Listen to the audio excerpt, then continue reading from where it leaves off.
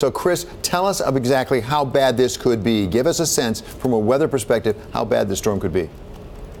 Sure. Thanks, David. So I drove down last night. The best way to tell how serious people here are taking it is the highways.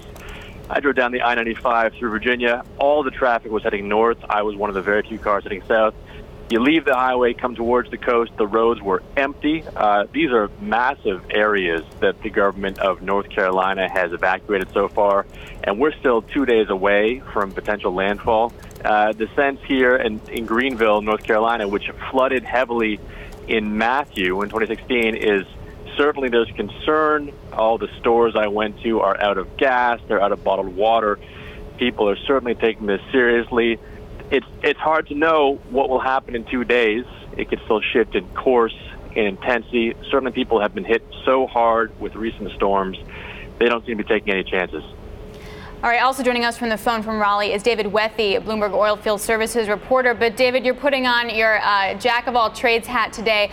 Talk to me about the potential impact on the storm on businesses. Which ones are closing up shop? Which ones are going to be hit the most? Well, you've got a big agricultural and cattle economy here in North Carolina, so this is really crunch time for them.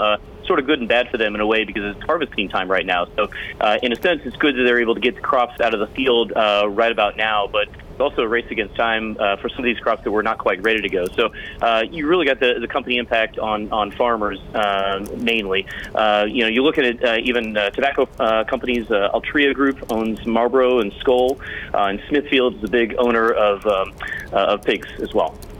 And then the other issue is, David, when the storm just sits there and there's a lot of rain because it's moving so slowly, that has longer-term implications for things like crops and that implication for things like power, which then also wind up impacting crops. Yes, exactly. And so you've got the potential for flooding out of the crops. It could make it all completely wasted. But then you've also got to keep the power going for the livestock who are in the barns. And so you've got farmers who are racing out to get what generators they can to keep the livestock houses, circulating air and that sort of thing. So, yeah, there's a big potential for flooding out of the crops.